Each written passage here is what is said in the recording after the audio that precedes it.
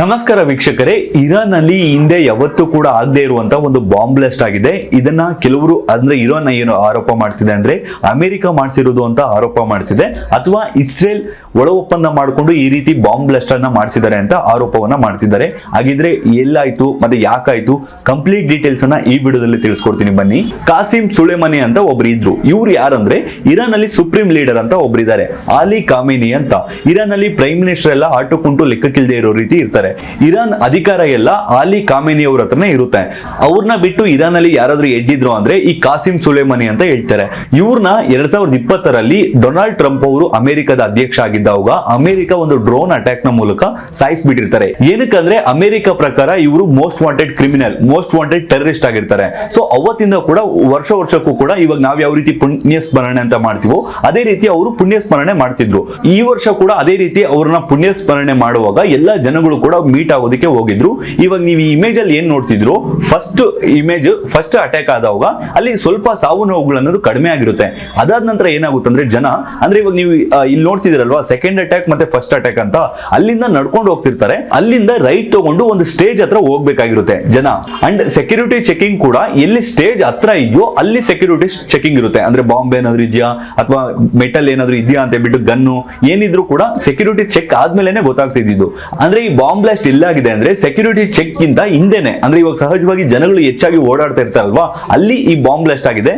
First ಒಂದು bomb blast ಆಗುತ್ತೆ, ಅಲ್ಲಿ ಜನಗಳೆಲ್ಲ ಬೇರೆ ಕಡೆ ಹೋಗೋದಕ್ಕೆ ಟ್ರೈ ಮಾಡ್ತಾರೆ, ಅಂದ್ರೆ ವಾಪಸ್ ಬರೋದಕ್ಕೆ ಟ್ರೈ ಮಾಡ್ತಾರೆ. ಅಲ್ಲಿ ಇನ್ನೊಂದು ಬಾಂಬ್ ಬ್ಲಾಸ್ಟ್ ಆಗಿದೆ. ಸೊ ಒಟ್ಟಾರೆಯಾಗಿ 100 ಜನಕ್ಕೂ ಹೆಚ್ಚು ಜನ ಸಾವನ್ನಪ್ಪಿದ್ದಾರೆ ಅಂತ ತಿಳಿದು ಬರ್ತಿದೆ. ಮತ್ತೆ 170ಕ್ಕೂ ಹೆಚ್ಚು ಜನರಿಗೆ ಗಾಯ ಆಗಿದೆ ಅಂತ ತಿಳಿದು ಬರ್ತಿದೆ. ಮತ್ತೆ ಇರಾನ್ ಸುಪ್ರೀಂ ಲೀಡರ್ ಆಲಿ ಕಾಮೇನಿ ಅವರು ವಾರ್ನಿಂಗ್ ಅನ್ನ ಕೊಟ್ಟಿದ್ದಾರೆ, ಇದು ಟೆರರಿಸ್ಟ್ ಅಟ್ಯಾಕ್, ಯಾರೇ ಮಾಡಿಸಿದ್ರು ಕೂಡ ಅವ್ರನ್ನ ಸುಮ್ಮನೆ ಬಿಡೋದಿಲ್ಲ ಅಂತ. ಮತ್ತೆ ಅಲ್ಲಿನ ಲೋಕಲ್ ಜನ ಕೂಡ ಇಸ್ರೇಲ್ ಮತ್ತೆ ಅಮೆರಿಕ ವಿರುದ್ಧ ಘೋಷಣೆಗಳನ್ನ ಕೂಗಿದ್ದಾರೆ. ಏನಕ್ಕಂದ್ರೆ ಇಸ್ರೇಲ್ ಮತ್ತೆ ಅಮೆರಿಕನೇ ಈ ರೀತಿ ಮಾಡಿಸಿರ್ಬೋದು ಅಂತ ಅಲ್ಲಿನ ಜನರಿಗೆ ಒಂದು ಡೌಟ್ ಬಂದಿರುತ್ತೆ. ಸೊ ಅದಕ್ಕೋಸ್ಕರ ಅವರೆಲ್ಲ ಇಸ್ರೇಲ್ ಮತ್ತೆ ಅಮೆರಿಕ ವಿರುದ್ಧ ಘೋಷಣೆಗಳನ್ನ ಕೂಗ್ತಿದ್ದಾರೆ. ಸಹಜವಾಗಿ ಯಾವ್ದಾದ್ರು ಒಂದು ಬಾಂಬ್ ಅಟ್ಯಾಕ್ ಅಥವಾ ಏನಾದ್ರು ಟೆರರಿಸ್ಟ್ ಅಟ್ಯಾಕ್ ಆದಾಗ ಈ ಟೆರರಿಸ್ಟ್ ಗ್ರೂಪ್ ಗಳು ಇರ್ತಾವಲ್ಲ ಅದನ್ನ ತಾನೇ ಮಾಡಿದ್ದು ಅಂತ ಬಿಟ್ಟು ಒಪ್ಕೊಳ್ತವೆ. ಆದ್ರೆ ಇದನ್ನ ಯಾರು ಮಾಡಿದ್ದು ಅಂತ ಈಗಲೂ ಕೂಡ ಯಾರು ಕೂಡ ಒಪ್ಕೊಂಡಿಲ್ಲ. ಕಾದು ನೋಡ್ಬೇಕು, ಅಂದ್ರೆ ಇನ್ವೆಸ್ಟಿಗೇಷನ್ ಮಾಡ್ತೀವಿ, ಮತ್ತೆ ಯಾರೇ ಆಗಿದ್ರು ಕೂಡ ಅವ್ರನ್ನ ನಾವು ಸುಮ್ಮನೆ ಬಿಡೋದಿಲ್ಲ ಅಂತ ಹೇಳ್ಬಿಟ್ಟು ಇರಾನ್ ಹೇಳ್ತಿದೆ. ಆದ್ರೆ ಹಲವಾರು ಟೆರರಿಸ್ಟ್ ಸಂಘಟನೆಗಳಿಗೆ ಅಮ್ಮ ಯಾರಾದ್ರೂ ಇದ್ದಾರೆ ಅಂದ್ರೆ ಅದು ಇರಾನ್ ಅಂತ ಹೇಳ್ಬೋದು, ಹಮಾಸ್ ಅವ್ರು ಆಗಿರ್ಬೋದು ಅಥವಾ ಯೆಮೆನ್ ನಲ್ಲಿ ರೆಬಲ್ ಆಗಿರ್ಬೋದು. ಆದ್ರೆ ಇರಾನ್ ಹಲವಾರು ಟೆರರಿಸ್ಟ್ ಸಂಘಟನೆಗಳನ್ನ ಸಾಕ್ತಿದ್ದಾರೆ. ಮತ್ತೆ ಯಾಕೆ ಈ ರೀತಿ ಆಗಿರ್ಬೋದು ಅಂದ್ರೆ ಇರಾನ್ ಮತ್ತೆ ಸೌದಿ ಅರೇಬಿಯಾ ಅಥವಾ ಬೇರೆ ಕಡೆ ನೋಡ್ಕೊಳ್ಳೋದಾದ್ರೆ ಶಿಯಾ ಮತ್ತೆ ಸುನ್ನಿ ಮುಸ್ಲಿಮ್ಸ್ಗೆ ಆಗೋದಿಲ್ಲ. ಸೊ ಎರಡು ಮುಸ್ಲಿಮ್ಗಳು ಹೊಡೆದಾಡ್ತಿರ್ತಾರೆ. ಸೊ ಇರಾನ್ ಬಂದ್ಬಿಟ್ಟು ಶಿಯಾ ಮುಸ್ಲಿಮ್ಸ್, ಅಂದ್ರೆ ಮೆಜಾರಿಟಿ ಬಂದ್ಬಿಟ್ಟು ಶಿಯಾ ಮುಸ್ಲಿಮ್ಸ್ ಇರೋದು. ಸೊ ಸುನ್ನಿ ಮುಸ್ಲಿಮ್ಸ್ ಈ ರೀತಿ ಏನಾದ್ರು ಮಾಡಿರ್ಬೋದು ಅಂತ ಕೂಡ ಅನುಮಾನವನ್ನ ವ್ಯಕ್ತಪಡಿಸಿದ್ದಾರೆ. ಆದ್ರೆ ಇರಾನ್ ಇಲ್ಲಿ ಒಂದು ಕಲ್ತ್ಕೋಬೇಕು, ಯಾಕಂದ್ರೆ ಹಲವಾರು ಟೆರರಿಸ್ಟ್ ಸಂಘಟನೆಗಳಿಗೆ ಫಂಡಿಂಗ್ ಮಾಡಿದ್ದಿದೆ ಇರಾನ್. ಯಾಕಂದ್ರೆ ಹಮಾಸ್ ಅವ್ರಿಗೂ ಕೂಡ ಫಂಡಿಂಗ್ ಮಾಡ್ತಿರೋದು ಇವ್ರೆ. ಅದಾದ ನಂತರ ಲೆಬನಾನ್ ನಲ್ಲಿ ಇರುವಂತ ಹಿಜ್ಬುಲ್ಲಾ ಅವ್ರಿಗೆ ಫಂಡಿಂಗ್ ಮಾಡ್ತಿರೋದು ಕೂಡ ಇರಾನ್. ಅದಾದ ನಂತರ ಯೆಮೆನ್ ನಲ್ಲಿ ಇರುವ ಹೌತೀಸ್ ರೆಬೆಲ್ ಅವ್ರಿಗೂ ಕೂಡ ಫಂಡಿಂಗ್ ಮಾಡ್ತಿರೋದು ಇರಾನ್. ಕತಾರ್ ಮತ್ತೆ ಇರಾನ್ ಎಲ್ಲಾ ಟೆರರಿಸ್ಟ್ ಸಂಘಟನೆಗಳನ್ನ ಪೋಷಣೆ ಮಾಡ್ತಿದೆ. ಸೊ ಇವಾಗ ಅವ್ರು ಸಾಕಿದಂತ ಅವು ಇವಾಗ ಅವ್ರನ್ನೇ ಕಚ್ಚಿದೆ ಅಂತ ಹೇಳ್ಬೋದು. ಬಟ್ ಯಾರು ಮಾಡಿದ್ದಾರೆ ಅಂತ ಗೊತ್ತಿಲ್ಲ.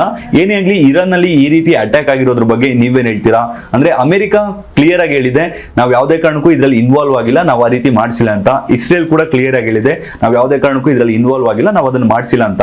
ಆದ್ರೆ ಮಿಡಿಲ್ ಈಸ್ಟ್ ಅಲ್ಲಿ ಯುದ್ಧಗಳು ಜಾಸ್ತಿ ಆಗುವಂತ ಚಾನ್ಸ್ ಇದೆ. ಇಸ್ರೇಲ್ ಮತ್ತೆ ಹಮಾಸ್ ಯುದ್ಧದಲ್ಲಿ ಒಂದು ಅಪ್ಡೇಟ್ ಏನಂದ್ರೆ ಈ ಯಾಹ್ಯಾ ಸಿನ್ವರ್ ಯಾವಾಗ ಸಿಕ್ತಾನೋ ಅವಾಗ ಇಸ್ರೇಲ್ ಯುದ್ಧ ಗೆದ್ದಂಗೆ ಅಂತ ಹೇಳಿದ್ದೆ.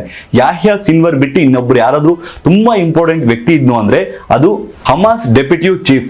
ಇವರನ್ನ ನಿನ್ನೆ ಲೆಬನಾನ್ ನಲ್ಲಿ ಡ್ರೋನ್ ಸ್ಟ್ರೈಕ್ ನ ಮೂಲಕ ಹತ್ಯೆ ಮಾಡಿದ್ದಾರೆ ಇಸ್ರೇಲ್ ಅವರು. ಇದು ಇಸ್ರೇಲ್ಗೆ ಮತ್ತೊಂದು ಜಯ ಅಂತ ಹೇಳ್ಬೋದು.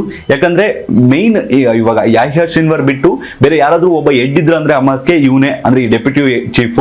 ಸೊ ಅವ್ರನ್ನೂ ಕೂಡ ಹತ್ಯೆ ಮಾಡಿದ್ದಾರೆ. ಸೊ ಕಾದ್ ನೋಡ್ಬೇಕು ಇಸ್ರೇಲ್ಗೆ ಮತ್ತೆ ಇರಾನ್ಗೆ ಅಥವಾ ಇರಾನ್ಗೆ ಅಮೆರಿಕಾಗೆ ಯುದ್ಧ ಆಗುತ್ತಾ ಅಥವಾ ಇದು ಯಾವ ರೀತಿ ಯಾರು ಮಾಡ್ಸಿರ್ತಾರೆ ಅಂತ ಹೇಳ್ಬಿಟ್ಟು ಕಾದು ನೋಡ್ಬೇಕು. ನಿಮ್ಗೆ ಏನ್ ಅನ್ಸುತ್ತೆ, ಇದನ್ನ ಯಾರು ಮಾಡ್ಸಿರ್ಬೋದು? ತಪ್ಪದೆ ನಮ್ಮ ಕಮೆಂಟ್ ಬಾಕ್ಸ್ ನಲ್ಲಿ ಕಮೆಂಟ್ ಮಾಡಿ. ಈ ವಿಡಿಯೋ ಇಷ್ಟ ಆದ್ರೆ ಈ ವಿಡಿಯೋ ಒಂದು ಲೈಕ್ ಕೊಟ್ಟು ಈ ವಿಡಿಯೋನ ಈಗಲೇ ಎಲ್ಲ ಕಡೆ ಶೇರ್ ಮಾಡಿ. ಇದೇ ರೀತಿಯಾದ ಮತ್ತಷ್ಟು ವಿಡಿಯೋಗಳಿಗಾಗಿ ತಪ್ಪದೆ ನಮ್ಮ ಯೂಟ್ಯೂಬ್ ಚಾನಲ್ ಸಬ್ಸ್ಕ್ರೈಬ್ ಮಾಡಿಕೊಳ್ಳಿ ಹಾಗೂ ಪಕ್ಕದಲ್ಲಿರುವ ಬೆಲ್ ಬಟನ್ ಅನ್ನು ಕ್ಲಿಕ್ ಮಾಡಿ. ಹಾಗೆ ನಮ್ಮ ಫೇಸ್ಬುಕ್ ಪೇಜ್ ಅನ್ನು ಫಾಲೋ ಮಾಡಿ. ಧನ್ಯವಾದಗಳು.